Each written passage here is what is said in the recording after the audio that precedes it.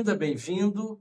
Esse é mais um episódio do podcast Rumo e hoje a gente está aqui sob o patrocínio da Emitrix, que traz para o mercado de indústrias e de distribuidores dados inteligentes, informações importantes para a tomada de decisão, para que a gente cresça em vendas, cresça em performance, cresça em lucratividade. E hoje a gente está fazendo um primeiro podcast de uma série bem legal, que eu combinei com a Heloísa, né, que já esteve com a gente aqui, sendo entrevistada, participando. E essa série nova que a gente está começando, a gente vai trazer pessoas bem legais, diferentes, para a gente aprender coisas além das vendas, além da performance. A gente vai estar aprendendo sobre marketing, finanças, sociedade. Vai ser uma série diferente, interessante. E o primeiro convidado é o Rafa. Ele vai se apresentar, vai contar um pouco da jornada dele. Eu estava estudando um pouco sobre a história dele no digital. Estou ansioso e curioso, né, para aprender um monte de coisa que a gente vai descobrir aí sobre esse mundo e está muito ligado, né, ao que a gente já anunciou aí, como esse Creators Economy. E dentro dessa jornada, você que nos assiste, nos ouve, é meu convidado para aprender coisas novas. Então, se você está no YouTube e gostar, curta, segue a gente. Tem um monte de coisa bacana aí dentro desse nosso canal e está chegando coisa nova, muito interessante. E então agora eu vou deixar aqui os nossos convidados se apresentarem. Vou começar pela Heloísa, tá, Rafa? Porque a gente está começando aqui e ela é mais bonita que a gente, então deixa ela ir na frente. Vai lá, Elo. Olá, Marcelo. Olá, Rafa. Bom, primeiramente, Marcelo, obrigada pelo convite. É um prazer estar aqui com vocês e eu acho, principalmente, esse tema que a gente vai discutir hoje muito interessante, um tema que eu estou super interessada em aprender mais sobre ele. Acredito que muitas das pessoas aí, né, dos nossos espectadores, também têm interesse nesse tema. Acho que ele está muito relevante nos dias de hoje. E é um prazer estar aqui com eu posso dizer, um dos maiores especialistas que a gente tem desse tema no Brasil, que é o Rafa. Acho que o Rafa tem uma história muito legal para dividir com a gente sobre o negócio dele, sobre o que ele está fazendo, e é uma pessoa que tem muito conteúdo realmente para compartilhar e ensinar a gente, né? Então, acho que o nosso objetivo aqui é bater um papo com o Rafa, mais escutar do que falar, né, Marcelo? Mas prazer, Vamos Rafa. tentar, né, Elô? Vamos Vamos tentar. tentar. Meio difícil às vezes, mas a gente vai conseguir hoje. Muito bom. Prazer. Bacana. Obrigada.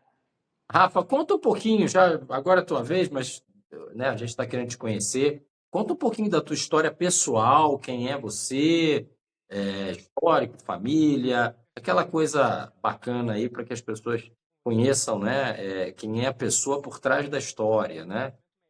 Por favor, seja bem-vindo, Rafa.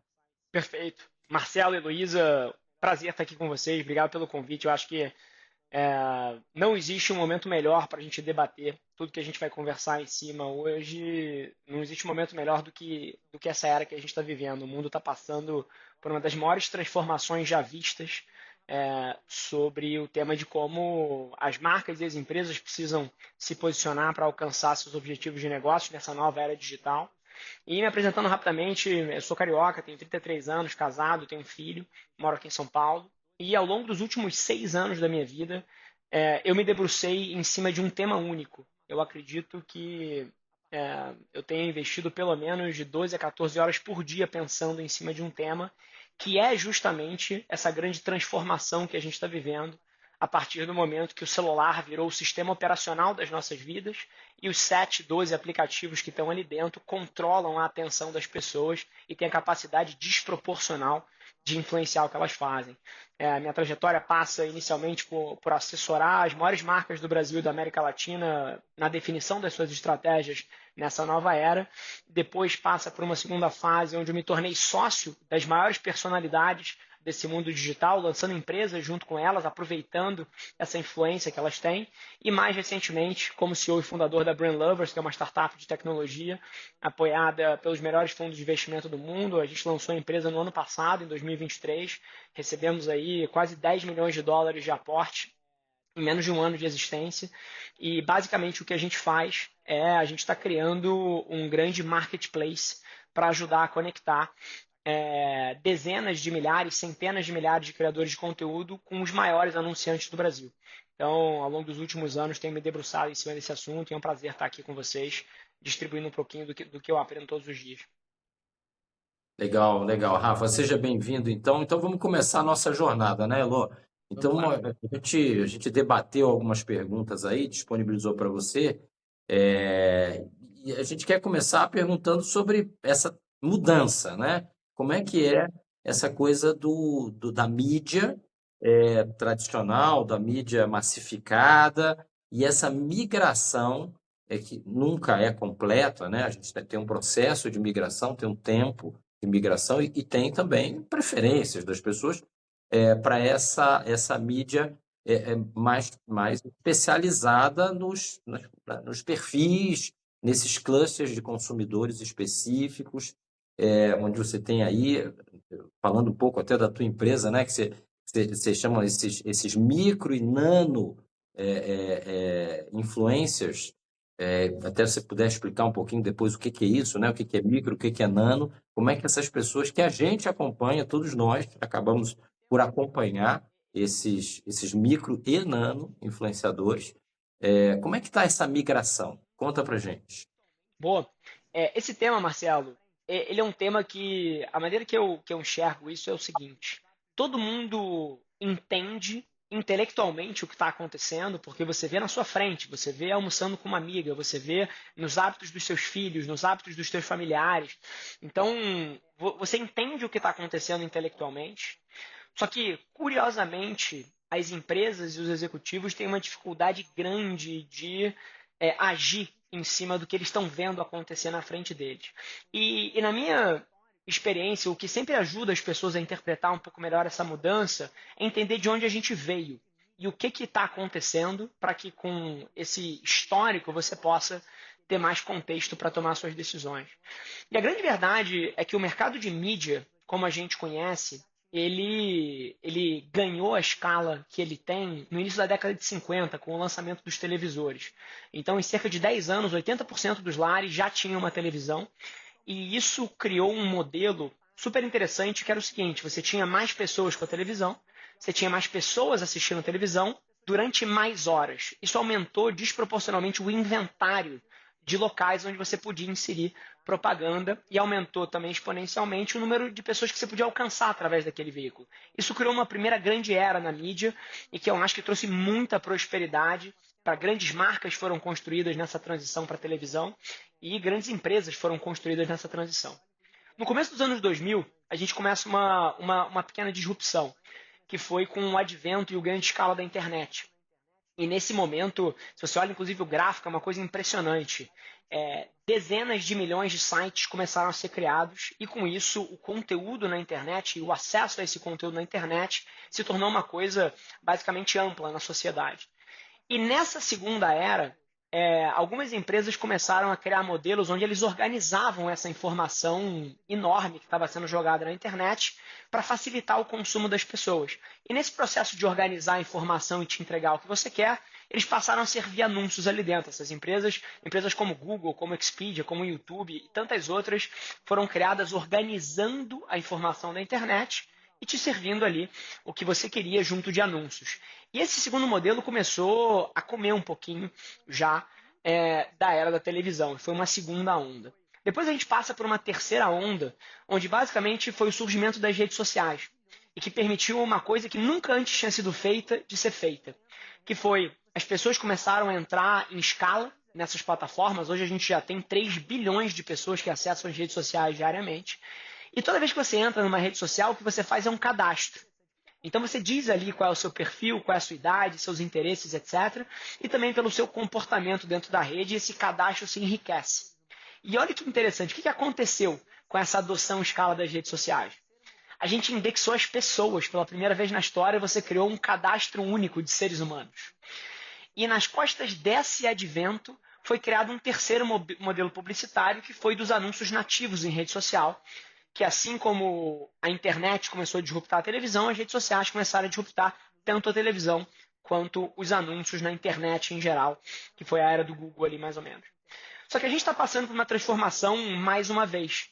Nos últimos anos, todos os seres humanos no planeta Terra ganharam um smartphone, ganharam acesso à internet, têm um perfil nas redes sociais e eles criaram o hábito de compartilhar conteúdo na internet. Então, acho que todo mundo que está ouvindo a gente aqui provavelmente criou algum conteúdo na internet nos últimos 30 dias. Seja no LinkedIn, seja postando uma foto de família numa rede social como o Instagram, um vídeo dançando como o TikTok para os mais arrojados, ou uma publicação, um comentário no Twitter de um executivo ou de uma executiva que você admira. Então, olha que interessante. Essa terceira migração para as redes sociais, o que ela fez? Ela tornou as pessoas de consumidoras de mídia para criadoras de mídia. E com isso, a gente começa a entrar na quarta fase, que é a era que a gente vive, que ganhou esse nome de economia dos criadores, ou Creator Economy, onde todos os seres humanos do planeta Terra produzem mídia e têm a capacidade de influenciar pessoas em escala na internet. E é um pouco dessa transformação que está mudando a forma como as marcas precisam atuar nesse ecossistema e criando oportunidades também muito grandes para os primeiros que se moverem. Era muito legal. Antes até da Heloísa fazer a próxima pergunta, eu queria perguntar para a Heloísa, desculpa aí, Rafa, se ela já tem uma dancinha lá no TikTok, Elo. Você não corria? Eu estou Eu precisando fiquei treinar. assim. Hã? Você sabe que eu sou formada, eu sou bailarina clássica formada, né? Mas desde que eu fiquei, vamos dizer, desde os meus 19 anos, eu não voltei a dançar, porque na minha cabeça é assim, ou eu danço muito bem ou eu não danço, eu não me arrisco. Então, eu já não me arrisco mais. Não consigo. Poxa vida, Heloísa, que decepção. Mas Mais pensa fácil, sobre isso, por fácil. favor. Pensa sobre isso. Vamos lá, conta aí. Elo, tem alguma pergunta aí para o Rafa, próxima? Não, primeiro, acho que muito interessante o Rafa trazer essa jornada, né, esse histórico que contextualiza o que a gente está vivendo hoje. E uma coisa interessante que eu vejo, Rafa, é que os intervalos entre uma fase e outra estão diminuindo, né? Você vê, a TV sozinha dominou por 50 anos. Depois foi havendo, né, foi acontecendo o surgimento de outros canais, e hoje o que a gente está vendo é que isso está acontecendo mais rápido, né? Está muito mais dinâmico do que era no passado. Então, acho que é uma coisa que a gente tem que entender melhor e acompanhar de perto, porque vai seguir mudando, né? Sem dúvida. E só um comentário antes de você fazer uma pergunta. Eu acho que é uma análise perfeita que você fez. O ciclo da TV, ele continua até hoje, né? Mas durou de maneira dominante 50 anos. Aí o ciclo da indexação da informação durou ali 15. Agora as redes sociais 5 e a gente tem os criadores agora. Então você vê claramente a aceleração dos ciclos de mudança e os desafios que isso cria para qualquer grande corporação, né? Totalmente. E aí, fazendo o link, eu estou olhando aqui, essa conversa, eu estou olhando tudo desde a perspectiva do executivo da empresa, que essa é a minha realidade. E o que a gente vem vivendo a gente tem o nosso dinheiro para investir, a gente, historicamente, tem uma certa alocação desse dinheiro, né? Então, uma parte vai para a TV. Eu estou falando aqui desde a perspectiva de indústria, bem de consumo, tá? Mas a gente tem um dinheiro para investir, a gente divide esse bolo entre alguns diferentes canais de comunicação e engajamento. E o que a gente vê, a grande tentação que a gente tem como indústria, como marca, é migrar o dinheiro que originalmente estava quase que todo alocado numa mídia massiva, televisiva, começar a migrar e dividir, né, o bolo, entre outras coisas. Mas a dificuldade que a gente tem é essa, poxa, qual que é o nível de investimento correto que eu devo alocar para começar a realmente engajar as plataformas digitais de uma forma substancial? Então, eu tenho uma grande curiosidade. Você que trabalha com isso, está trabalhando com grandes marcas, indústrias, você enxerga uma migração clara de investimento, ou mais ou menos quanto que essas grandes marcas que já estão fazendo isso muito bem, quanto mais ou menos elas passam a investir nesse tipo de mídia? Se puder contar um pouquinho dessa experiência para a gente.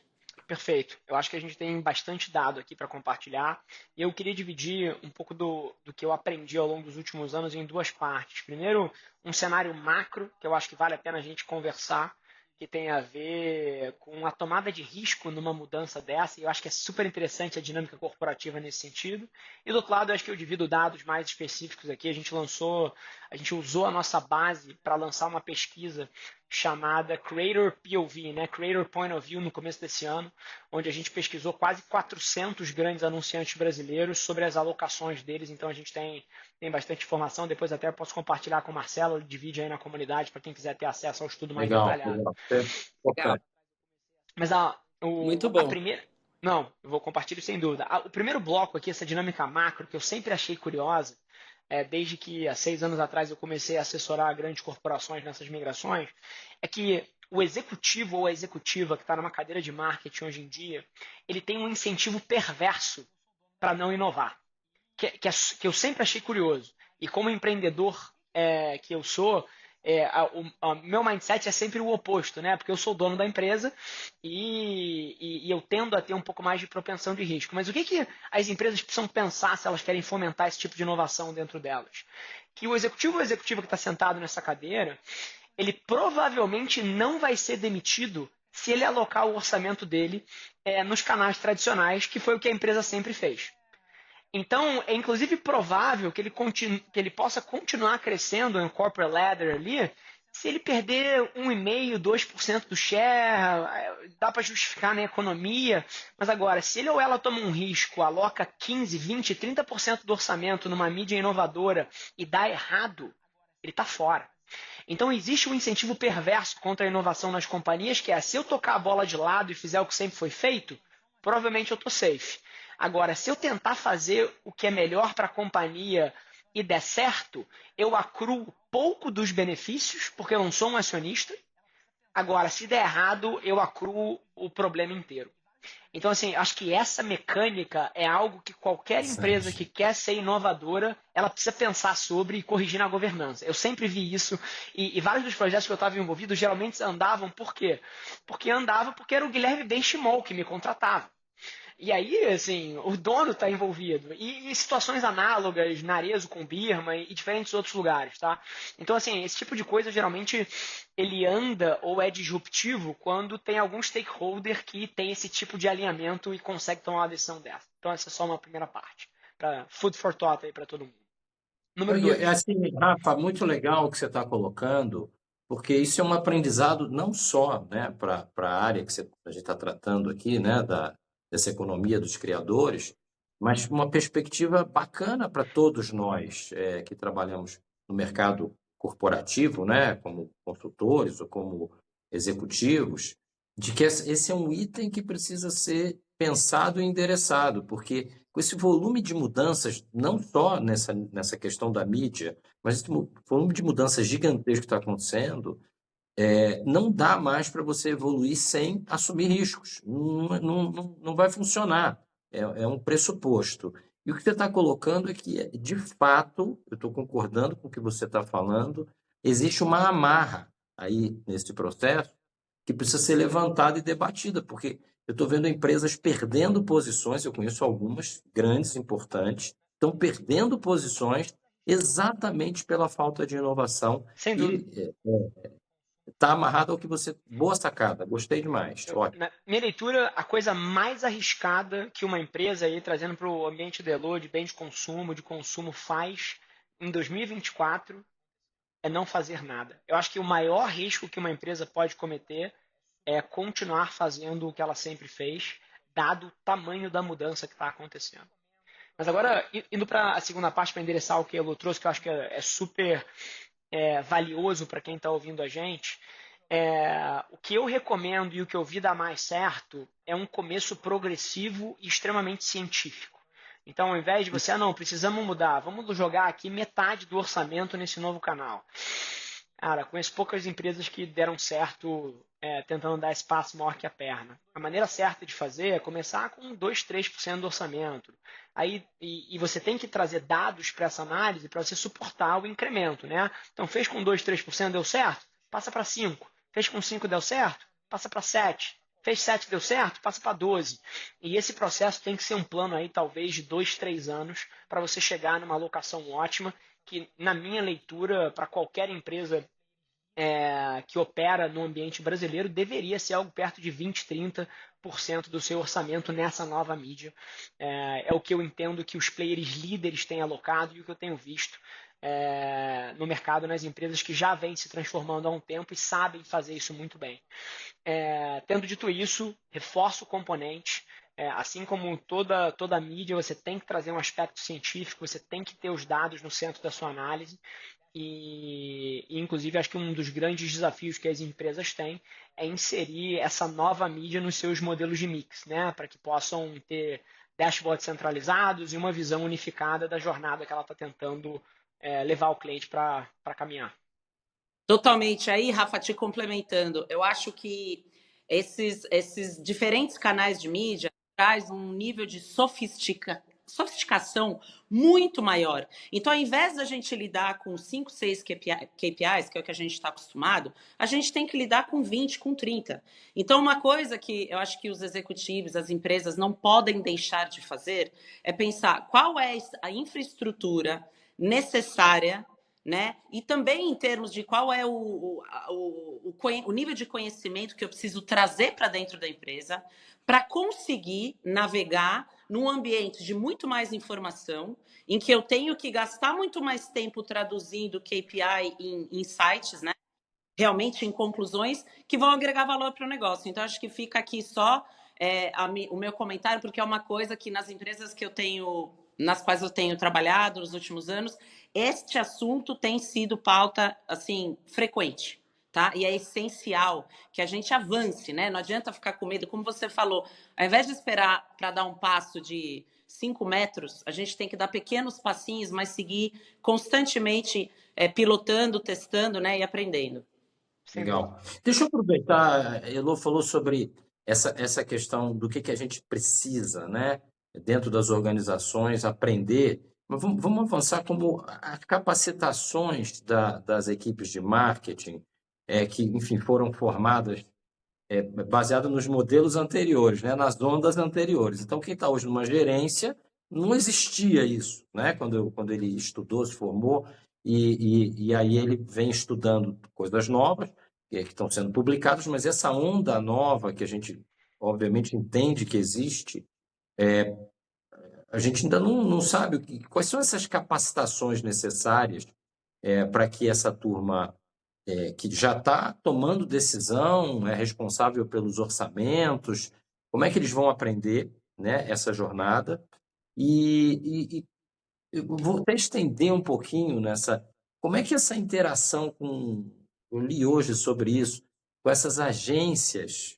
Você tem as agências grandes, tem as agências independentes, que já vão surgindo, né, na esteira dessas transformações, porque abrem-se possibilidades imensas. Aí, como é que você vê essa coisa da capacitação, tanto da empresa, quanto de oportunidade para terceiros que podem estar apoiando esse movimento, né? Porque, claro, a Heloísa estava como presidente lá na Kenville, puta estrutura gigante e tal, ela conseguia montar um time. Agora, e a empresa média, a empresa que fatura aí 200 milhões, não estou falando de empresa pequena só não, mas de empresa média, ela não tem nem departamento de marketing estruturado. Como é que capacitações são essas? Onde é que a gente vai trazer essas pessoas para acompanhar essa transformação? É uma bela pergunta, Marcelo. O cenário que a gente vive hoje, eu te dou o panorama atual e depois talvez recomendo onde eu acho que a gente deveria ir. Mas o cenário atual é muito caricato, porque as empresas que fazem muito bem não divulgam como elas fazem. Olha que coisa interessante. Justamente porque não tem onde você aprender sobre. Então, se você tentar dar um Google aí, assim, talvez você até ache um curso aí de algum coach tentando te ensinar marketing de influência, mas provavelmente se você for olhar o histórico, essa pessoa nunca fez coisas relevantes, está pegando um apanhado ali, fazendo alguma coisa que provavelmente se você aplicar não vai dar tão certo. Então a gente vive um cenário onde essa nova competência ela é chave. Não existem metodologias tradicionais para ensinar isso, então tem que aprender na prática. E ainda tem um segundo complicador, que é muda todos os dias. Porque aparece uma plataforma nova como o TikTok, você tem que adaptar a sua estratégia. O LinkedIn agora vai inserir vídeos verticais curtos, você tem que adaptar a sua estratégia.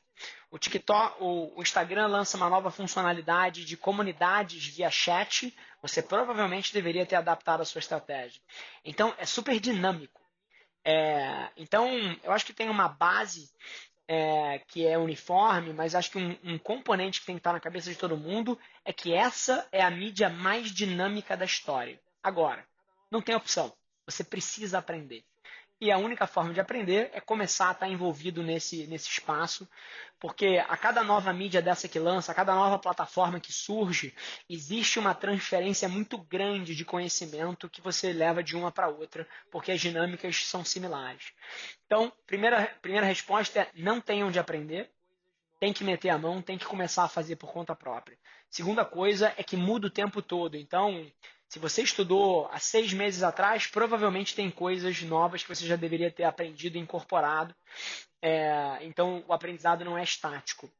Agora, você falou um pouco sobre o ecossistema, né? Então, as marcas, as agências e, eventualmente, plataformas de mídia como as nossas aqui, e essa interface.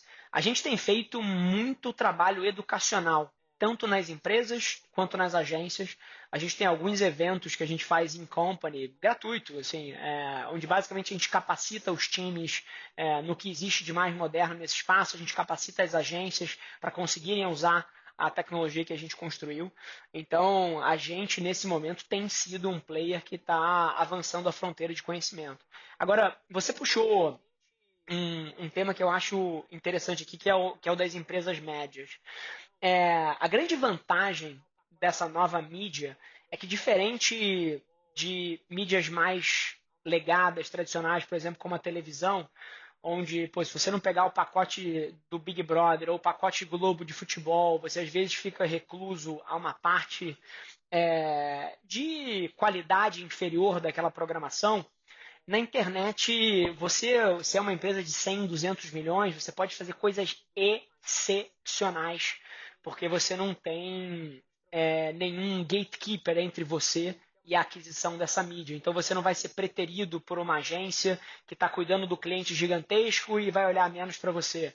Então eu acho, inclusive, que é uma das grandes oportunidades para empresas que não são os líderes hoje, não são as empresas gigantescas. Essa nova mídia tem se provado muito efetiva por N motivos.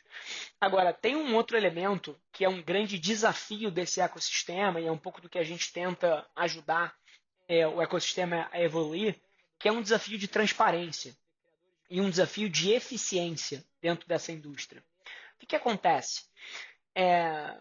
O grande problema do mercado de colaboração entre criadores de conteúdo e marcas é que ele ainda é feito de maneira manual e individual. Então, você, para assinar um contrato com um criador de conteúdo, a não ser que você tenha tecnologia para te apoiar, é um por um. Você negocia um por um, você encontra um por um, você gerencia aquela entrega um por um. Impossível, né? E Fica um trabalho insano isso aí.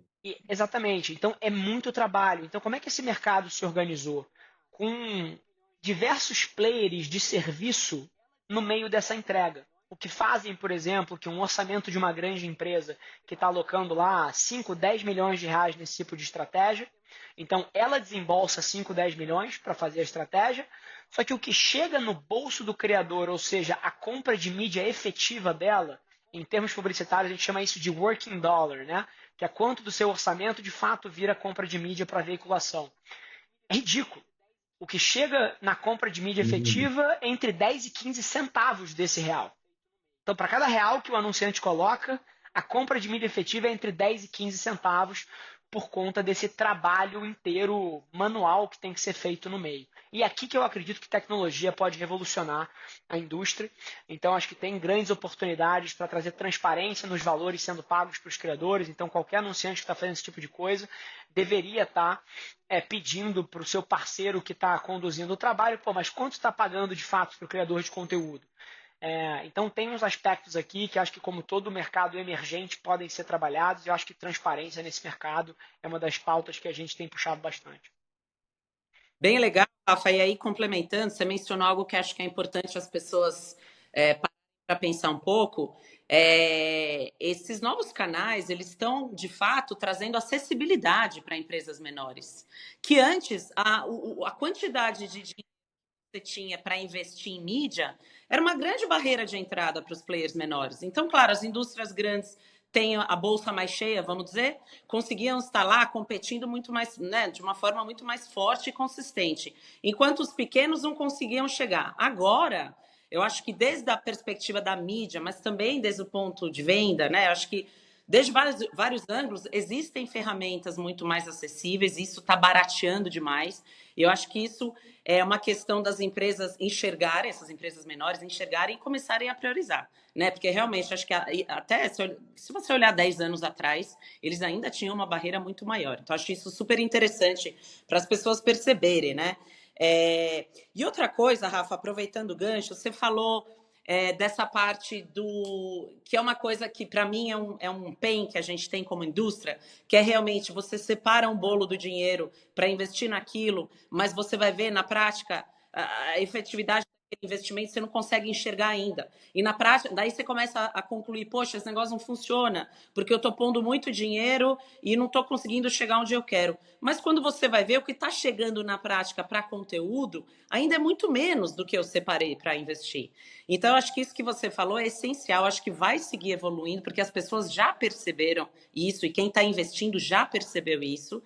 E aí, um ponto que eu tenho para te perguntar é, pensando nos criadores de conteúdo, porque eles são pessoas, muitos deles começaram de forma não intencional, vamos dizer assim, muitos de forma intencional, acho que né, a gente tem um mix por aí, mas o que a gente vê na prática é que principalmente os micro-influenciadores, os menores, existe uma aposta ali. A taxa de efetividade daquele investimento no micro, a nossa percepção né, de quem está investindo é que ela é menor.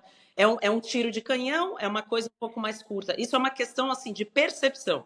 E uma coisa que a gente pensa, poxa, tem muita gente pensando em microinfluenciadores que tem potencial, que acho que, né, que a gente deve seguir investindo, mas que talvez não tenham um preparo para passar uma certa mensagem de uma forma consistente, né? Ou seja, como que você vê que está evoluindo essa parte de preparação, capacitação dessas pessoas para poderem exercer esse trabalho de uma forma consistente? Perfeito. É uma excelente pergunta e acho que dá para desdobrar isso aqui em diferentes frentes. Primeiro, endereçando heads-on aí, o que você falou da capacitação. Essa é uma das grandes oportunidades de trabalho das próximas décadas. A gente fez uma pesquisa super interessante aqui dentro de nível de ganho por hora de você ser um criador de conteúdo e você trabalhar em outras profissões da economia descentralizada, né? Como motorista de Uber, entregador, até freelancer de certas profissões criativas, personal trainer, esteticista. A gente fez uma comparação com a indústria de serviços assim de uma maneira mais extensa. E ser criador de conteúdo tem uma média de remuneração por hora que chega a ser, no mínimo, 2, 3 vezes maior do que essas outras profissões. Então, o que está acontecendo aqui? Tem uma entrada muito grande de pessoas buscando essa nova forma de fazer ou uma renda extra ou, de fato, tornar isso uma profissão full-time. Então, tem duas classes de pessoas. Tem as pessoas que estão consolidadas e que fazem isso muito bem, tem as pessoas que estão começando. Então, uma das grandes fontes de qualidade nesse trabalho é, de fato, você colaborar com os melhores. Então, tem pessoas extremamente preparadas que são micro e nano criadores e que têm capacidade de entregar, e tem pessoas despreparadas que estão começando. Então, esse trabalho de curadoria que tem que ter tecnologia, inteligência artificial para filtrar por milhões de perfis e te recomendar exatamente os que você precisa, ele é chave nesse sucesso. Essa é a primeira coisa que eu digo. Agora, o segundo ponto que eu falo é que eu vejo uma confusão muito grande por parte de amigos meus que estão em cadeiras grandes de marketing em grandes marcas na definição de qualidade. E aqui é um ponto interessantíssimo, porque existe uma preocupação com a marca, existe uma preocupação com os atributos da marca, existe uma preocupação com a consistência de marca. Só que nas redes sociais, as marcas que melhor performam são as marcas que são nativas ao formato de comunicação daquela rede. Então, se você tentar colocar o teu spot de 30 dentro do TikTok, eu te prometo que ele vai falhar. E vai falhar miseravelmente. E a segunda derivada disso é que se você tentar colocar a sua comunicação de marca dentro da comunicação de um criador de conteúdo que tem um estilo próprio, tem uma estética própria, também vai falhar miseravelmente. Então, existe a necessidade, e as marcas líderes já fazem isso em escala, de essa comunicação da marca se adaptar para a rede social onde ela está sendo feita e para o criador que está veiculando aquela mensagem. E na hora que você vê esse conteúdo que foi criado para o TikTok por uma criadora específica, por várias vezes a impressão do CMO que foi criado na era da televisão é falar assim, eu não faria assim. Isso aqui está fora do meu tom. Mas não é a sua marca que está falando. É alguém que está dividindo uma experiência própria na sua própria voz sobre a sua marca. Então existe a necessidade dessa flexibilização. Senão o que acontece na outra ponta é que o consumidor olha e fala assim, caramba, isso aqui é uma propaganda, não vou assistir. E hoje a realidade que a gente vive é que está todo mundo a um swipe de distância de ser ignorado. Então a definição de qualidade nessas plataformas ela muda um pouco. Então, acho que esses são alguns dos highlights importantes. Agora, você trouxe um ponto, e aí para eu trazer um data point para todo mundo que está ouvindo, nessa pesquisa que a gente fez no início do ano, a gente pesquisou dezenas de milhares de criadores de conteúdo que responderam à pesquisa. Tá? Então, é a base, eu acho, se eu não me engano, é a maior base da história de uma pesquisa com criadores de conteúdo na América Latina. Rafa, Oi. desculpa te interromper, mas só tem uma definição que eu não sei e que o público não sabe aqui também, que é o que é micro e o que é nano influenciador. Explica para gente, porque você vai falar da pesquisa, e aí você Perfeito. fala um pouquinho, quantos são micro, quantos são nano, enfim, como é que é essa história aí desse perfil? Perfeito. Nano criadores de conteúdo são criadores de conteúdo com menos de 10 mil seguidores. Micro criadores de conteúdo são criadores de conteúdo com menos de 100 mil seguidores. E aí depois você tem criadores de conteúdo médios, que estão na casa dos 500 mil ali, e depois você tem os grandes aí acima de um milhão para cima, e você tem pessoas com status de celebridade que podem chegar aí, como uma Virgínia Fonseca, a 50, 100 milhões de seguidores. Então você tem diferentes status aí. E por que eu falo tanto de micro e nano criador de conteúdo aqui, tá? Porque eles são o que tem o melhor custo-benefício para colaboração com as marcas. Então, eles têm se tornado cada vez mais a prioridade das marcas em alocação de investimento. E só para trazer um dado dessa pesquisa que a gente trouxe, para endereçar um ponto que a Elo falou, dessa ineficiência da alocação de orçamento, em média, as marcas pagam por criador de conteúdo R$ 2.500, e o valor que chega na mão do criador de conteúdo é perto de R$ 550. Olha essa ineficiência aqui. Então, os 10 milhões lá que você alocou, a efetividade na compra dessa mídia foi de 2 milhões de reais. Então, isso precisa ser endereçado, precisa ser resolvido. E muitas vezes as agências também não têm visibilidade, porque as agências de publicidade que alocam essa mídia, muitas vezes, não fazem trabalho de influência. Então elas subcontratam um terceiro, que esse terceiro sim faz, e aí que o black box começa e a falta de transparência ganha escala. Então acho que essa é uma das principais urgências do mercado também, trazer uma transparência radical de quanto de fato está sendo pago na compra da mídia efetivo e quanto está sendo perdido em serviço que deveria tentar ser reduzido ao máximo aí, né? Exato, e aí, só para te complementar, eu acho que não tem solução neste momento, senão a própria empresa que está investindo se encarregar de fazer esse acompanhamento, de olhar esse funil do início ao fim. Porque a pergunta fica, quem está olhando todo? O que a gente começou a concluir, depois de começar a investir, é que, poxa, ninguém está olhando, o dinheiro está se perdendo, e não é culpa de ninguém, é porque são várias etapas do caminho, e vai se perdendo mesmo. Então, a conclusão que eu cheguei, pelo menos há pouco tempo atrás, foi, gente, vamos por enquanto, a gente assume a responsabilidade de olhar esse funil até o fim, para a gente entender melhor, né, e ir aprendendo. Não adianta tentar deixar que alguém resolva, porque ninguém vai resolver. Não existe ainda ninguém fazendo essa conta de uma forma consolidada. Perfeito. Legal. E aqui só para pontuar isso que você falou sobre se responsabilizar, eu pego 3 empresas líderes aqui que são nossos clientes. Coca-Cola, Mercado Livre, Magazine Luiza. As 3 têm áreas de influência dentro das suas corporações, olhando esse processo de ponta a ponta. Não tem Exato. jeito. O que é core, você precisa internalizar. Exato. Perfeito. Concordo plenamente. Eu quero aproveitar assim vamos fazer uma transição, né? A gente começou falando sobre a transformação e agora no bloco transformação acho que a gente já tem uma ideia, né, melhor aí do que a gente está falando hoje quando fala, né, essa economia dos criadores, e a gente começar a falar sobre a atuação das marcas líderes, né? Que você falou aí dos teus 3 principais clientes e tudo mais.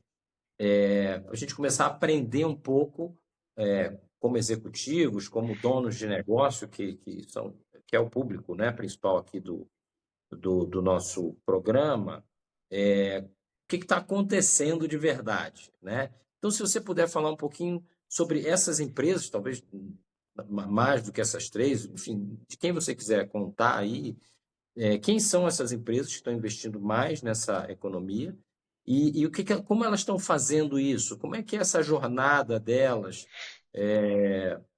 Enfim, para a gente ter uma ideia de casos concretos, começando com casos concretos desse investimento pelas marcas.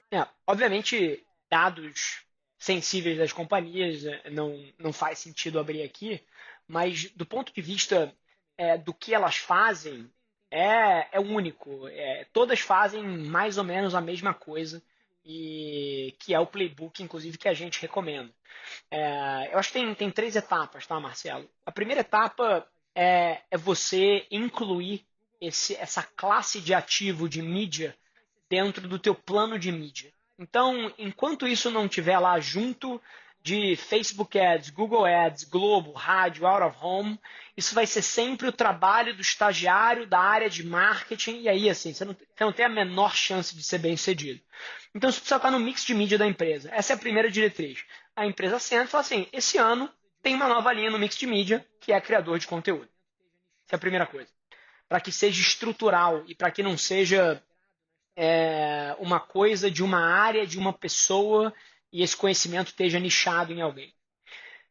E acima de tudo, para que esteja integrado na estratégia e não seja uma ação isolada dentro da companhia para que possa ser efetivo. Então, essa é a primeira coisa que elas fazem. Número 2. Existe uma parte da sua estratégia onde você deveria mapear que tipo a gente chama aqui de tensões culturais que a sua marca quer participar, né? Então, basicamente, se a sua marca quer estar presente em quais diálogos na internet. A sua marca faz sentido que ela esteja em sertanejo, faz sentido que a sua marca esteja em música, faz sentido que a sua marca esteja em futebol, faz sentido que a sua marca esteja em health and wellness. Quais são os territórios da internet? E você pode chegar em territórios ainda mais específicos, onde a sua marca precisa fazer parte daquela conversa. E aí, depois disso, você precisa entender quem são as melhores pessoas para você se associar, para que você possa estar presente dentro desses territórios. Então, assim como no passado, se você entendia que o território de futebol era importante para você e você ia lá e comprava o pacote Globo de futebol, na era digital você entende quais territórios da internet são importantes para você e você tem que estar associado nas melhores propriedades de mídia, que são os criadores de conteúdo. Então, a lógica é muito similar. Em termos de ações táticas, o que a gente vê aqui é que as empresas elas pegam um baseline do seu orçamento para construção de marca, né? Então todo mês tem um pouco de mídia sendo investida ali para a construção da marca através do endosso dessas personalidades. Então, geralmente é uma parte menor do orçamento, que está always on, sempre constante. E o segundo elemento são spikes com base nas suas comunicações de marca. Então, você lançou um produto novo. A Magalu tem o mês de aniversário Magalu, ou tem a Black Friday, ou tem a Cyber Monday, o que quer que seja. Então, aí você vai ter spikes de investimentos pontuais que sobem o teu baseline durante um período mais curto para que você possa ganhar share de atenção do seu consumidor, ele lembrar mais de você, ele poder saber das suas promoções, poder saber das ofertas que você tem, de novos produtos que você lançou. Então, resumindo aqui, o que tem de comum entre todas elas é que todas elas inserem isso dentro do mix de mídia delas, para que seja uma diretriz e estratégia, e não isolada na companhia. Elas entendem em quais territórios elas gostariam de estar presentes e construindo marca, para que elas sejam lembradas pelo consumidor. E número 3, elas dividem essas ações entre um baseline constante que roda o ano inteiro, para que você esteja construindo marca e sendo lembrado através desses novos canais mais efetivos, mas elas também aumentam esse gasto de maneira dramática toda vez que elas precisam de uma ação mais pontual e o endosso numa mensagem-chave ali para a estratégia da companhia.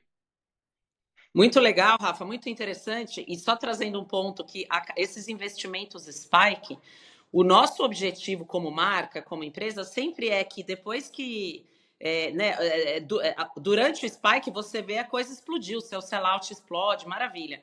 Quando esse investimento cai, você deveria ter um residual daquele crescimento. E se você faz isso com uma certa frequência, a cada spike você consegue manter um residual e fazer com que isso faça parte do seu baseline, você está criando valor de marca, certo? Então, acho que é só uma interessante para fazer essa conexão. Poxa, mas vale a pena ficar fazendo esses investimentos spike?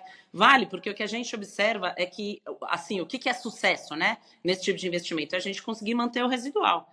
E depois no próximo, então, assim, é muito interessante porque é uma dinâmica diferente. Aproveitando que você está falando um pouquinho sobre efetividade dessa ferramenta na questão da construção da marca como tal, você vê que as marcas que estão já fazendo isso bem, talvez estão mais avançadas, você vê que elas estão conseguindo, porque o que eu vejo? Esses canais de influenciadores, não deixa de ser um canal novo, ele é um canal que permite um diálogo, né? O influenciador posta, o consumidor posta um comentário, consegue medir se ele é positivo, negativo, se ele é neutro. Então, assim, você cria uma relação muito mais próxima com o seu consumidor. Você acredita que esses insights que a gente consegue obter, ou que as marcas conseguem obter através dos influenciadores, elas estão de fato ajudando, né? Os insights estão ajudando as marcas a talvez reposicionarem seu produto, talvez mudarem ou adequarem suas estratégias no meio do caminho, talvez criar, não sei, uma embalagem, um SKU que não existia, mas que o consumidor colocou. Ou seja, como você está vendo que esse site está impactando a estratégia das marcas? Eu acho que poucas coisas são tão valiosas quanto esse tipo de insight, né? Se você para entender a essência do que a gente está conversando aqui, e eu sei que no passado, Elo, você montou operações de social listening muito robustas e eficazes, mas acho que a maioria das pessoas subvaloriza o potencial disso, porque a gente gasta dezenas de milhões por ano com pesquisas qualitativas, pesquisar consumidor, sendo que todos os dias eles contam de graça para a gente o que eles acham da nossa empresa nas redes sociais, né? Então, tem uma dualidade aqui muito interessante. E o mais bacana é que quando você começa a escalar as suas ações com esse canal, que são os criadores de conteúdo, com esse novo canal de mídia, com esse novo ativo de mídia, diferente de outros ativos que são de via única, esse é um ativo de via dupla. Que quando você faz um out of home, você está empurrando a sua mensagem, você não está colhendo mensagem. Quando você faz televisão, você está empurrando a sua mensagem, você não está recolhendo resposta. E quando você colabora com criadores de conteúdo, você está não só empurrando a sua mensagem, mas você está colhendo resposta para poder adaptar nas costas dos dados. Então, exemplos específicos. A gente tem uma das maiores empresas de telecomunicações do mundo, é nosso cliente aqui, e uma das metas que a gente tem com eles é melhorar ao longo do tempo. Eles têm metas lá no trabalho que eles fazem com a gente, que eles querem melhorar o percentual de comentários nas ações com criadores de conteúdo que falam da oferta e falam do produto e não do criador de conteúdo. Então, eles querem criar mensagens mais efetivas, eles usam dados para evoluir isso, onde eles querem que 30%, 40% dos comentários naquele vídeo ou naquela publicação seja sobre a oferta. E não se o influenciador é bonito, se o público estava com saudade de um post dele. E tem muita marca que desperdiça dinheiro porque não olha para essas métricas qualitativas e olha lá, não, o engajamento foi incrível, o engajamento de 4%. E aí quando você vai ver o porquê do engajamento de 4%, é porque o vídeo era uma menina de biquíni dançando e tinham 800 pessoas achando ela bonita. E não tinha nada a ver com o seu novo pacote de internet que você estava comunicando. Então, assim, tem insights qualitativos que são muito importantes de serem levados em consideração para medir o que a gente chama de aderência da mensagem. E os dados estão no centro de tudo isso. Legal, muito. Deixa eu entrar num tema que eu acho que é importante. Fala do primeiro comentário que você fez. À medida que você recebe esses insights, até que ponto as organizações estão preparadas e estão engajadas em fazer as mudanças, né? Porque, vamos falar sério, né? Você tem lá uma campanha estruturada, você começa a receber esses insights aí, que estão te dizendo, olha, você está no caminho certo ou você está no caminho completamente errado. Até que ponto eu recebendo essa informação eu consigo redirecionar a minha estratégia do lançamento e o que teus clientes estão fazendo, como isso está acontecendo de fato, para que a gente tenha resultados mais eficazes. Tem um caminho aí de ninguém é obrigado a acertar de primeira, e eu me arrisco a dizer que quase ninguém acerta de primeira, né? Pelo menos essa é a minha visão, né? De repente eu sou azarado, mas eu preciso soltar, ver e depois ajustar. E como é que está essa coisa do ajuste? Como é que você vê isso? E quem pode ajudar essas empresas? Será que essa é uma qualificação? Como é que essa coisa está acontecendo? É muito mais simples do que parece, Marcelo, Tá? porque quando você tem dados no centro da sua estratégia, fica muito evidente o que é actionable a partir daquele dado, né? Então, o que eu falei aqui de aderência dos comentários ou do engajamento. Essa é uma métrica numérica, né? Vai estar lá que a aderência do engajamento nessa publicação foi de 30%. Uhum. E o plano de ação para melhorar a aderência é mexer na mensagem. Então, assim, é muito correlato. O problema é quando você não tem os dados no centro da sua estratégia, você está colocando dinheiro e não está tendo essa cabeça científica de melhoria. Porque eu concordo com você. Assim como se a gente olhasse aqui, se eu virasse a minha cara, você ia ver que tem um piano aqui do meu lado, aqui no meu escritório. E a primeira vez que eu sentei no piano, assim, eu não podia tocar nem que me pagassem $1 milhão de dólares. Assim, 10 milhões de dólares aqui, toca uma música. Assim, eu era incapaz de tocar. Agora, pô, alguns anos depois, você arranha alguma coisa. Então, como tudo na vida, a primeira vez que você faz, provavelmente você não vai acertar. E aí, por isso, a abordagem centrada em dados, científica, programática, sobre como você evolui e isso aumenta esse orçamento ao longo do tempo, olhando para os dados, é muito importante. E a boa notícia é que é mais fácil do que parece, porque esses dados, dependendo de como você faz, eles estão disponíveis e o plano de ação é muito lógico a partir deles. Agora, o grande erro que eu vejo as empresas cometendo é não ter uma plataforma que te provenha os dados para que você possa tornar o investimento nesse canal um investimento científico. Legal. Elô, a gente está terminando aqui o segundo bloco, né? Que é a atuação das marcas líderes. Você tem mais alguma pergunta, algum comentário sobre essa atuação do que foi Olha, falado aí? eu acho que não. Talvez a gente possa explorar com o Rafa um tema que pode ser de interesse aí de muita gente.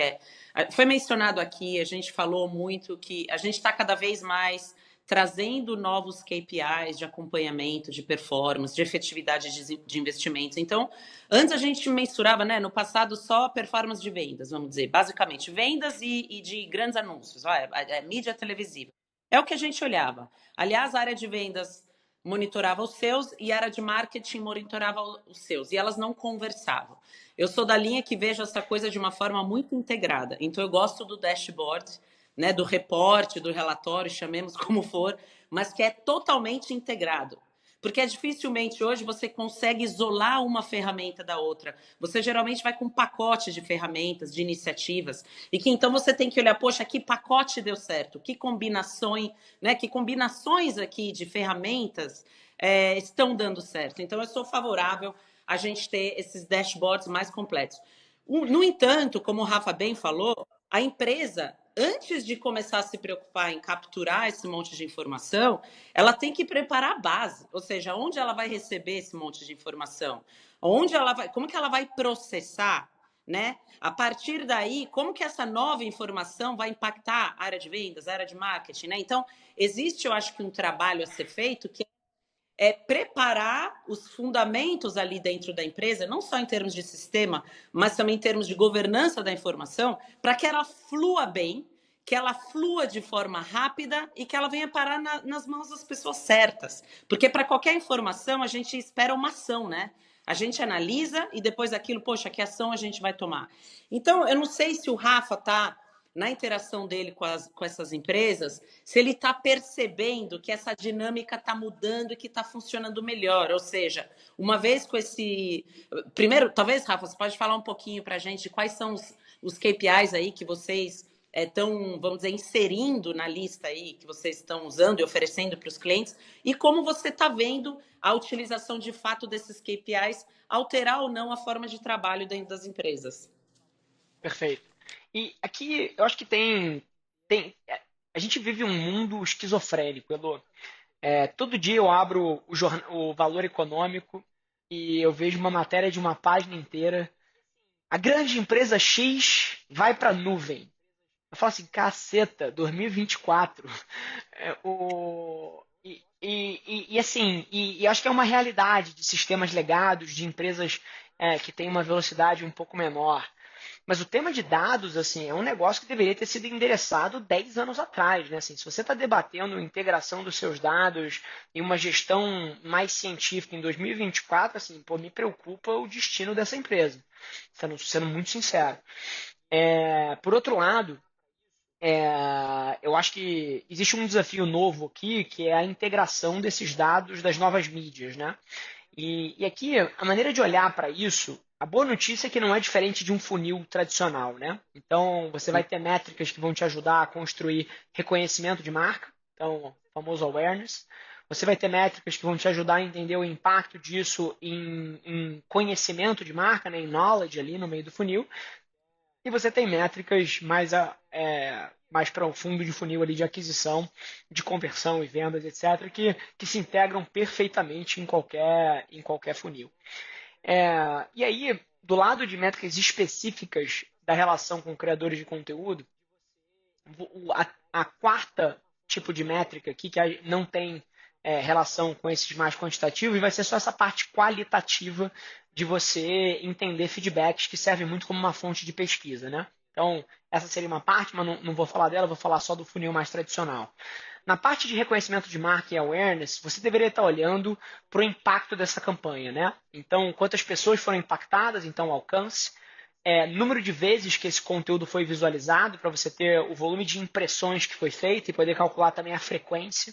Então, quantas vezes cada pessoa recebeu essa mensagem, é algo importante também. Então, número de impactos, número de visualizações, e alcance, visualizações e frequência, são 3 métricas importantes nesse topo de funil.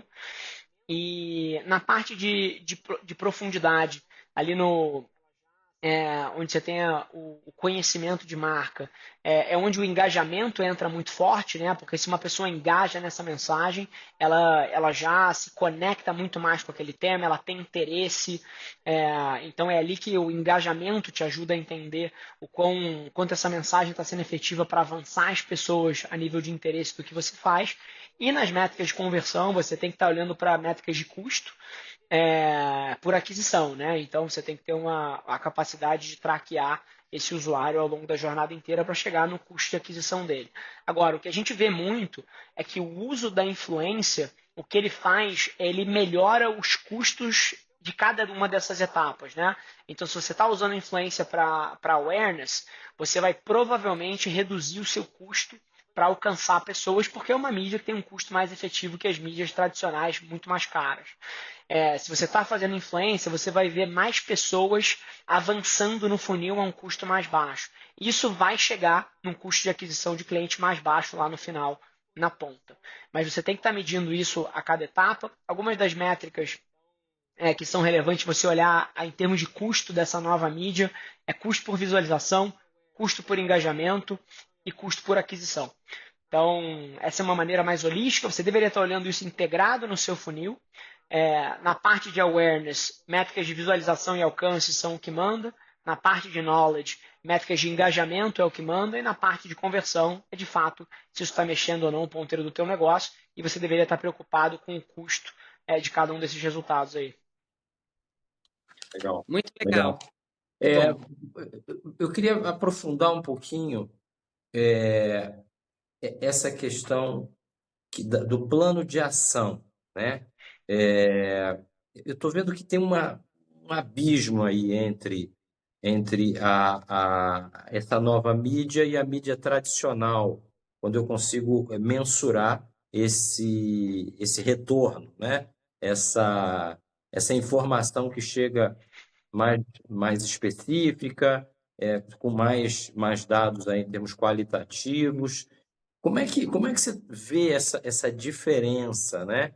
Na hora da gente, olha, eu sou uma indústria de médio porte tradicional, produzo, tenho meus canais de vendas, mas eu tenho que ajudar, sei lá, meus distribuidores no Tocantins a avançar nesse produto. Ou eu estou falando de distribuidores, mas vamos falar do varejo, né? Do médio e pequeno varejo, no Tocantins, a avançar no consumo dos meus produtos. Então, e eu preciso tomar uma decisão aqui. Olha, o que eu vou fazer lá no Tocantins? O que dentro do meu mix de marketing? Como é que eu endereço esse feedback para um plano de ação efetivo? Eu sendo uma indústria de médio porte, que sou tradicional. Eu estou mais preocupado com os meus custos, efetivamente, do que com o consumidor lá na frente.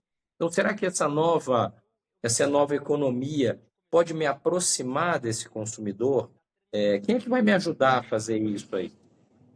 Marcelo, aqui eu remeto aonde a gente começou da transição das mídias, tá? Por mais que você seja uma indústria intermediada por uma cadeia de distribuidores, por um varejo na ponta, no final do dia o teu consumidor chega na gôndola, ele precisa te escolher. Então, assim, quando a gente entende que ele vai chegar e se confrontar ali com o teu produto, é claro que você tem ações de trade, você tem ações de ponto de venda, mas eu acho que essa batalha está sendo ganha no mundo de hoje antes do cara entrar na loja. O consumidor, e aí você pega empresas, tipo assim, para pegar exemplos que todo mundo aqui vai conhecer. Eu acho que esse exemplo que você trouxe, eu acho que a CIMED se encaixa muito bem nele, tá? É uma indústria, é uma empresa que tem distribuidores, é uma empresa que depende do varejo. Por onde você acha que as pessoas conhecem a CIMED? Cara, a CIMED domina as redes sociais. Então o consumidor ele já chega num ponto de varejo para comprar um genérico, por exemplo, e fala assim, não, cara, acho que eu prefiro da CIMED. Ela criou preferência antes desse cara entrar no ponto de venda. Então, não importa se você é uma empresa direct to consumer que vende no e-commerce ou se você está intermediado por uma cadeia de distribuição, a batalha pela mente do consumidor moderno está sendo vencida antes do cara entrar na loja. E eu acho, complementando, esse ponto do mental awareness, né? Porque uma coisa é todos os investimentos que você faz para disponibilidade e visibilidade de produto na loja, seja na loja digital ou na física, isso é um bloco.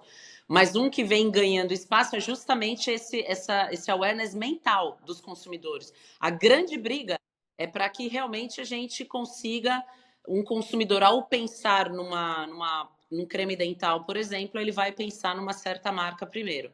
E aí acho que, né, todas essas ferramentas contribuem para isso. Então, acho que, de novo, o ponto é que vai ficando cada vez mais sofisticada a coisa, né? E se a gente não mensura e não acompanha, é muito fácil se perder, né? E não entender direito, poxa, aonde na cadeia talvez está faltando investimento. Sem dúvida. Então, acho que e pegando o que a Elô falou, um case específico aqui, vou passar um dever de casa para todo mundo que está ouvindo a gente. Assim que vocês desligarem o podcast, vocês vão dar um Google num produto chamado Mango Gummies. Mango Gummies. Produto nos Estados Unidos. Só para dar um exemplo específico do que você trouxe, tá, Marcelo? Tá. Há cerca de 30 dias atrás, uma criadora de conteúdo pequena nos Estados Unidos postou um vídeo no TikTok que ela estava encantada com esse produto. A experiência de você pegar a balinha e o formato dela, e ela fez um vídeo assim, caseiro, sobre esse Mango Gummies. Esse vídeo bateu mais de 100 milhões de visualizações no TikTok e ele esgotou o produto nacionalmente em todos os Walmart. Você não conseguia comprar. Você acha que foi a ativação de PDV que empurrou o Mango Gummy? Você acha que foi o canal de venda ali que fez uma estratégia para educar o lojista e priorizar esse produto na gôndola? Você não consegue fazer esse tipo de coisa com essas formações que são importantes. Mas hoje em dia a gente vive uma era que você tem como levar o consumidor para a loja já querendo o seu produto. E óbvio que esse é um exemplo extremo, e qualquer pessoa que tentar replicar esse exemplo aqui vai falhar miseravelmente e não vai conseguir esgotar o seu produto no PDV. Mas ele é um caso que exemplifica o que pode acontecer em menor escala se você fizer isso direito. Exato. Legal. Muito bom. Olha, tem um ponto que eu queria aprofundar um pouco mais, e até para educar a turma. A gente tem muitos diretores de vendas, né, como nossa audiência, gestores de vendas. E aí você tem uma dificuldade regional. Você tem uma dificuldade regional. Olha, nosso produto não está voando no Mato Grosso do Sul. Nós estamos com dificuldade aí, né? E como é que ele poderia conversar com a turma de marketing? Como é que ele poderia... Quem sofre? Eu sou da área de venda, né? Então, eu falo assim, no final, a locomotiva é vendas, não é marketing, é vendas. Vendas que está ali na frente e que vai ter que prestar contas no conselho, né? Pô, cara, você não está vendendo. O que está acontecendo lá no Mato Grosso do Sul, afinal de contas? Como é que o diretor de vendas pode se apropriar disso que você está falando, do que a gente está entendendo aqui, e que de repente a gente tem um momento muito interessante onde a minha verba de trade, e aí você sabe que hoje quem tem dinheiro é trade, o marketing tem algum, mas, Heloísa, me corrija se eu estiver errado, né? A grana está no trade hoje. Então, como é que esse diretor de vendas pode falar assim, opa, espera um pouquinho que eu quero fazer uma pequena mudança aqui, quero fazer uma experimentação lá no Mato Grosso do Sul, porque essa é a minha visão tática, estratégica, cara, tem um novo momento aqui, onde eu preciso gerar demanda, e aí eu tô falando a gente não está falando de trade, a gente não está falando de decisão do ponto de venda. A gente está falando de geração de demanda mesmo. Mas olha, onde aperta o calo é em vendas, é lá na ponta, no meu vendedor, que não está conseguindo mais fazer sell-in, porque não está acontecendo o giro na ponta. Como é que você vê essa perspectiva e essa educação que a gente pode dar para a equipe de vendas, para a diretoria de vendas? Socorro, levanto a mão e quero realocar uma parte da grana que está no trade. Eloy, eu queria até que você complementasse essa pergunta, que a gente não programou, né? Mas eu estou entendendo, estou aprendendo, né? O processo que ele está trazendo. E eu estou falando do dinheiro. Olha, onde é que está esse dinheiro aí quando eu estou falando da maioria do mercado? Né? Quando você fala, óbvio, Magazine Luiza tem lá uma diretoria de marketing, tem um orçamento grande. Mas a maioria do mercado não tem essa grana em marketing, não tem esse dinheiro. Né? Como é que você vê isso, Elô? Para a gente complementar e o Rafa poder responder para a gente como é que a gente orienta os nossos colegas, nossos amigos aqui. A minha visão, tá, Marcelo? A minha visão é que o gestor de vendas, ele é o dono, ele tem que ter a cabeça do dono. Então, qualquer dinheiro investido da companhia no negócio, de certa forma, é responsabilidade dele. Porque ele está na ponta. Ele que faz a coisa girar. Então, quando você tem mentalidade de dono, primeiro comportamento, né, que isso gera, vamos dizer, é você ter interesse como gestor de vendas em olhar o dashboard total da companhia. Eu não vou olhar só os meus. Eu acho que pensando em vendas, a era em que o gestor de vendas ia lá, olhava só os indicadores dele, falava, bati a meta, tá tudo certo, ganhei meu bônus, acabou. As pessoas têm que entender isso. A nova era, na minha visão, eu tenho o dashboard, o relatório completo da companhia, em que eu sei todo o dinheiro onde está sendo investido. Eu sei também cada uma dessas ferramentas em que a companhia está investindo, como que elas estão impactando a minha área, o Mato Grosso do Sul. Eu sei, eu tenho que ter essa ciência.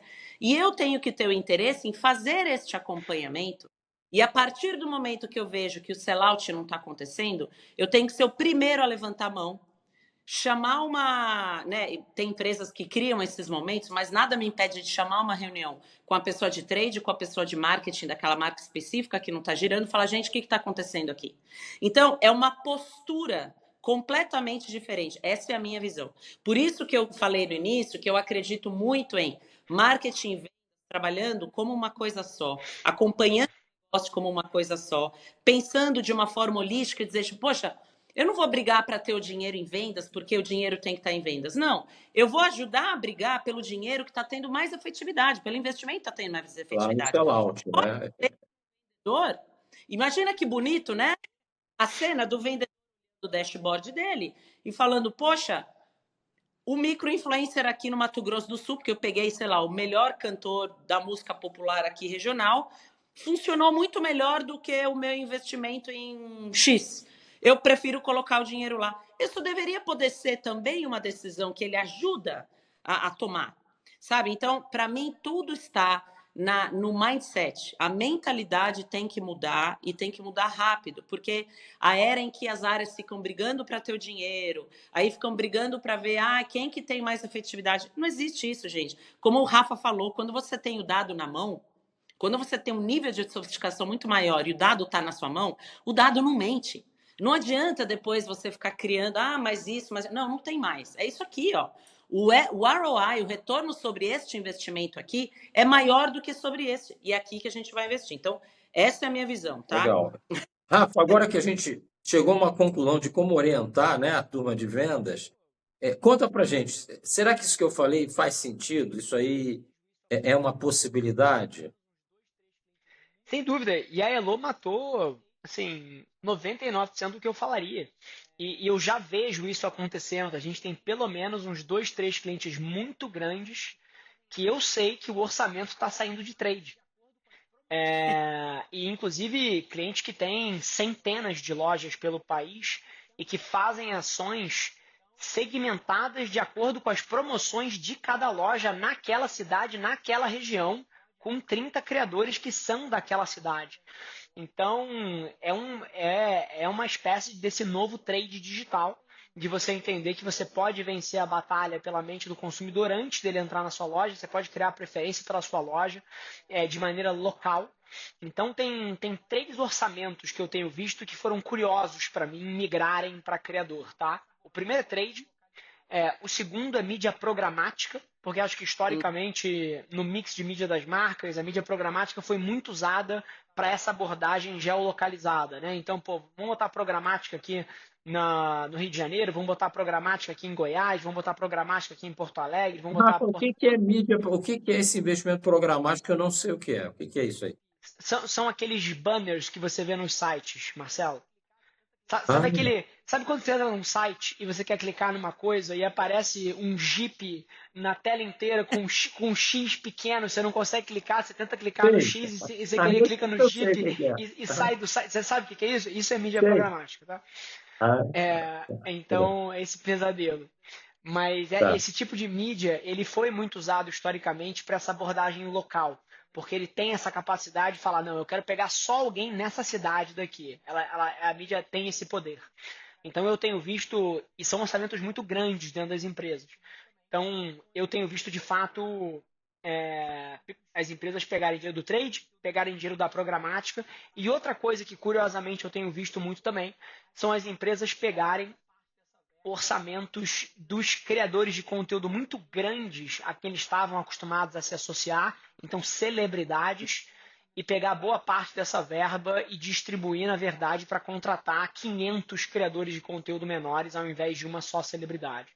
Então são 3 orçamentos curiosos que eu vi migrarem essa parte do endosso de celebridades, eu vi migrar do trade e eu vi migrar da programática também. Muito legal. Isso é, Rafa, eu concordo. E só para complementar aqui, tem empresas que já monitoram, já existe um indicador de acompanhamento de alocação dos recursos, para onde está indo o recurso. Tá? Isso já virou um KPI interno, vamos dizer, de acompanhamento em muitas empresas. Legal. Perfeito. Pessoal, a gente está chegando ao final aqui do nosso programa, né? E, pô, show, né? Eu pelo menos gosto de coisa nova, e aprendi vários conceitos interessantes, estou elaborando aqui ainda, né, aplicações, né, desses conceitos, e queria, enfim, começar a agradecer vocês aí. Elô, você quer começar a fazer um fechamento aí, deixar o Rafa, né, para dar a palavra final e depois eu faço os agradecimentos finais. Não, obrigada. Bom, gente, eu acho que esse assunto, eu adoro esse assunto, eu acho que ele é extremamente relevante para o que a gente está vivendo. Eu sugiro que as pessoas que estão assistindo a gente, talvez vão sair daqui com ainda várias perguntas, então, assim, sigam acompanhando o conteúdo com relação a isso, essa economia dos criadores, porque isso acho que vai seguir crescendo, vai seguir ganhando complexidade e a gente precisa navegar, a gente não precisa ser o expert, porque ainda bem que a gente tem pessoas como o Rafa, né, e equipes para nos ajudar nisso, mas a gente precisa entender esse conceito para evitar tomar decisões erradas. Então, acho que assunto fantástico e eu adorei a conversa, acho que eu ficaria assim muito mais tempo aqui, acho que o Rafa é uma espécie de professor no tema, a gente tem muito que aprender com ele, então obrigada, viu, Rafa? Muito legal. Não, Rafa, você faz seu fechamento aí. Claro. Elô, obrigado pelas palavras. Marcelo, obrigado pelo convite. De fato, é um tema em cima do qual eu me debrucei ao longo dos últimos 6 anos. Eu acho que, por acidente, eu acabei me tornando um criador de conteúdo também. Tenho centenas de milhares de pessoas que me acompanham. Então, eu vivo não só a ponta da experiência advising essas empresas, eu vivo a ponta da experiência na minha própria pele, eu vivo a ponta da experiência colhendo as experiências dos meus amigos e amigas que são desse meio de alguma maneira também, e eu vivo a ponta da experiência orquestrando hoje a maior base de criadores de conteúdo da América Latina na Brand Lovers, né? Então eu acho que a quantidade de data point que eu coleto por ter essas 4 exposições de fato é muito única. Para mim não é tão comum fazer participações como essa em podcast, até dentro da minha alocação de tempo na empresa eu toco tecnologia, né? Eu não toco vendas, não toco marketing, não toco comercial, eu sou o head de tecnologia da minha empresa, então para mim é raro estar numa conversa dessa natureza, então é sempre um prazer e reafirmo o convite para quem quiser continuar estudando sobre isso, inclusive recomendo, a gente tem uma newsletter lá na empresa que chama Creator Lab, e se você jogar aí no Google, provavelmente você vai encontrar a landing page. Se você se inscrever, toda semana a gente traz atualizações sobre estratégias, táticas que tem dado certo para os grandes anunciantes poderem se adaptar. Então fica a recomendação aí também de entrar lá no site da Brand Lovers e assinar a newsletter se você quiser continuar aprendendo sobre o tema. Mas Marcelo, um baita prazer e espero possa ter esclarecido as principais dúvidas aí para o pessoal. Bacana. Poxa, agradeço aí, Rafa, a tua participação, a tua aula. A gente vai continuar conversando, lógico, e acompanhando a evolução dessa mídia, né? E conforme as expectativas que a gente tem de menos tempo, né, de tomada do poder, ela tende aí a, em poucos anos, ser uma referência mais do que importante dentro da jornada do crescimento e da performance de vendas. Para você que assiste a gente, eu quero agradecer, você é o motivo da gente estar trabalhando aqui e que espero que você tenha se divertido e tenha aprendido, né, dentro desse momento aí da gente. Em breve a gente vai estar com novos episódios e novamente quero te pedir, se você gostou, curte, segue a gente.